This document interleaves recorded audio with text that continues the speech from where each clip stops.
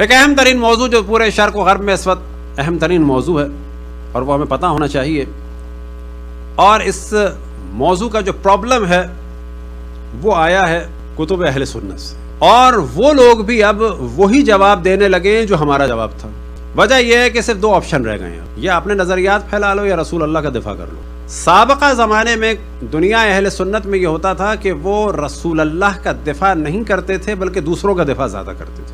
مذہب حق اہل بیت میں جو معیار ہے وہ یہ ہے کہ اگر ایک روایت یا چیز شان رسول اللہ کے خلاف ہے، اصل ضرورت نہیں ہے دیکھنے کی پرکھنے کی، ختم قصہ ختم۔ وہ موضوع کیا تھا اور کیا ہے کہ اگر آپ جا کے دیکھیں پوری دنیا کے خصوصاً عیسائی مشنریوں کے درمیان، امریکہ میں، یورپ میں، عرب دنیا میں، یا انٹرنیٹ میں جا کے سرچ کریں، وہ ہے اشرف الانبیاء کی شادی خلیفہ اول کی بیٹی کے ساتھ، اور وہ موضوع یہ کہ وہ 6 سال یا 9 سال کی، اصل موضوع ہے وہ یہ کہ 6 یا 9 سال۔ اب جو یہ موضوع ہے یہ قطعاً ایسا نہیں ہے کہ اس میں جو حضرت عائشہ کی توہین کا ہے نا، اگر رسول اللہ کا دفاع کرنا ہے تو پھر اس کو ڈینائی کرنا ہوگا، اس کے علاوہ کچھ نہیں۔ یا ان کو جو ہے چھوٹے سے چھوٹا کرتے چلے جائیں، اور پھر ان کو ایج میں چھوٹے سے چھوٹا کرتے کرتے کرتے رسول اللہ کی عزت اور آبرو کو بھی چھوٹا کر دو، یا بالآخر صحیح بتانا ہوگا تاکہ اشرف الانبیاء پہ تہمت نہ لگے۔ اور یہ ذمہ داری یاد رکھیں کون ادا کرے گا؟ شیعوں نے ادا کی تھی، شیعوں ہی کو ادا کرنا ہے۔ اب وہی والے سارے ڈسکشن جو شیعہ کر چکے تھے اب بعض اہل سنت بھی کر، اور خود ہم نے بھی 1.5-2 سال پہلے اس کو ڈسکس کر کے یوٹیوب میں بھی کیا۔ اس کے بعد جو ہے ہم نے دیکھا کہ اور جگہ سے بھی اسی کو لوگوں نے جو ہماری گفتگو ہے اس کو انہوں نے نقل کیا، اور ہمارا کام ہی یہی ہے کہ اہل بیت کا دفاع ہم کریں، اشرف الانبیاء کا دفاع ہم سے زیادہ کون کرے گا؟ ہمیں کسی سے کوئی شکوہ نہیں ہے، ظاہر ہے کہ اہل بیت ہی اشرف الانبیاء کے جانشین ہیں، اور اہل بیت کے ماننے والے ہی رسول اللہ کا دفاع کریں گے، کوئی اور تھوڑی کر سکتا ہے۔ تو اصل سوال یہ ہے کہ حضرت اشرف الانبیاء کی شادی کے بارے میں اب یہ ذہن میں رکھیں کہ اشرف الانبیاء کا نکاح جناب ختیجہ سلام اللہ علیہا کے ساتھ ہوا کب؟ کہ جب وہ 25 سال کے تھے۔ خود جناب ختیجہ کتنے سال کی تھیں؟ مختلف اقوال ہیں، جن میں سے ایک 40 سال، ایک 28 سال، زیادہ مشہور ہے 28 سال۔ 40 سال والا جو قول ہے وہ جناب ختیجہ کی حیثیت کو ذرا سا کم کرنے کے لیے، لیکن اس کا بھی جواب ہے۔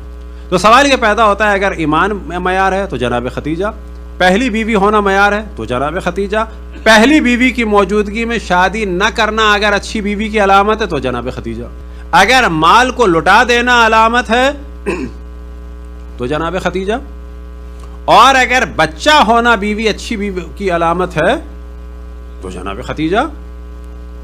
اور کیسا بچہ ہونا؟ کہ جس کے ذریعے سے اشرف الانبیاء پہ سے تہمت ختم ہوئی،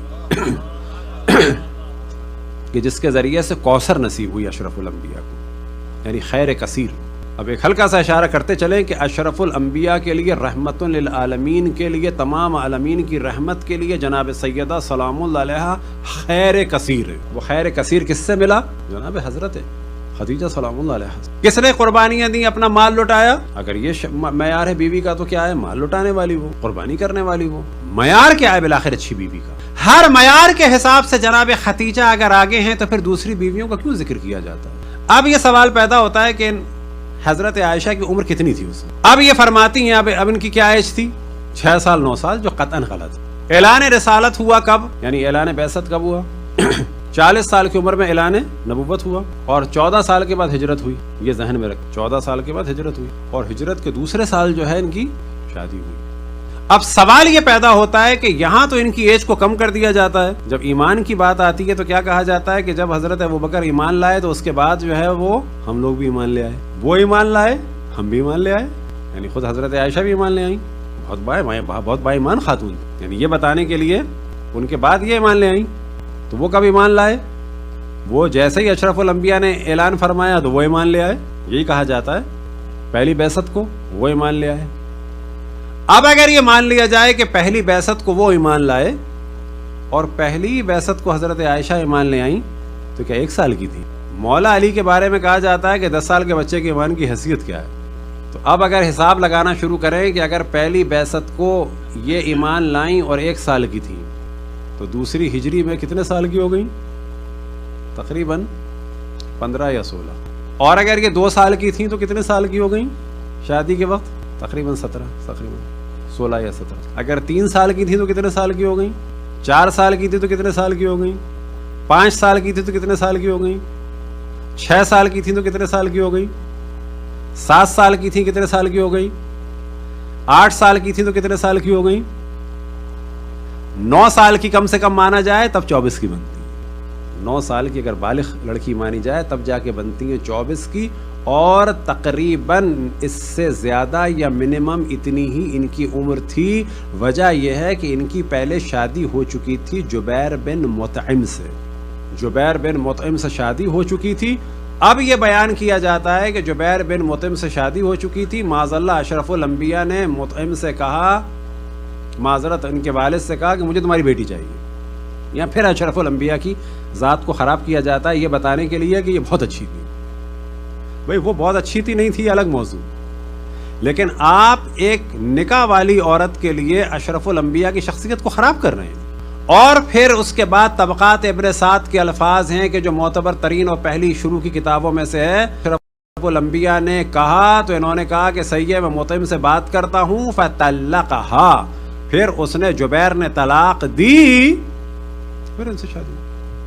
اب یہاں پر تصور کریں کہ اس طلاق کو بھی اشرف الانبیاء پر ڈالنا چاہتے ہیں. اب یہ بات ممکن ہے آپ میں سے بعض کو سخت لگی ہو، اور بعد میں ہم آپ کو بعض یہ کلپس وغیرہ دکھا دیں گے کہ جو علماء اہل سنت کے ہیں اور وہ اس سے زیادہ سخت باتیں کر رہے ہیں. وجہ کیا ہے کہ ان میں سے بعض سمجھ گئے کہ صرف 2 آپشن ہیں، یا اس وقت پورا دین برباد ہونے سے بچا لیں اور اشرف الانبیاء کو برباد ہونے دیں، پورا دین ختم، یا ان کی ایج کو بڑھا دیا جائے.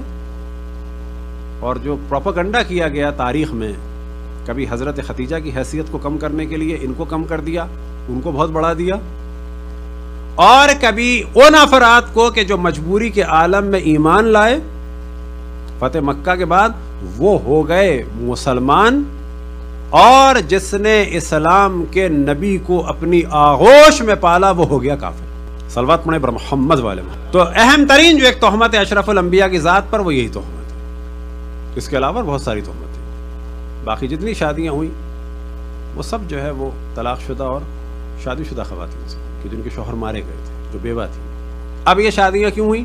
اتنی بات واضح ہے کہ اگر وہ تہمت کے جو عام طور پہ شرق و غرب والے لگاتے ہیں کہ معاذ اللہ خواہشات کی، تو وہ تو 25 سال کے نوجوان میں زیادہ ہوتی ہے. تو 25 سال کے نوجوان نے 25 سال جو ہے وہ تو ایک خاتون کے ساتھ گزار دی، پھر اس کے بعد ایک بوڑھی خاتون سے طلاق شدہ سے شادی کی.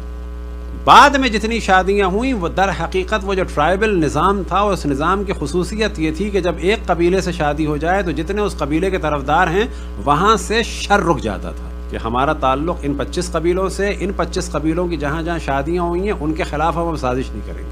ٹرائبل نظام کو اگر سمجھنا ہے تو شادیاں کلیئر ہو جائیں گی. لہٰذا ایک جانب شر کو بچانا تھا، دوسری جانب ان شادیوں کے ذریعے سے کیا ہوا کہ لوگوں کے دل نرم ہوئے.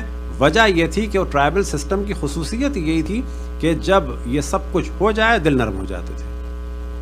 اور یہی ٹرائبل سلسلہ بعد میں سبب بنا کہ مولا امیر المومنین نے کیونکہ جنگیں کی تھی بہت ساری، لہٰذا وہ جو ایک قبیلے کی عصبیت تھی، تعصب تھا، وہ سبب بنا کہ ایک بڑی تعداد دوبارہ مولا امیر المومنین کے خلاف ہو گئی تھی.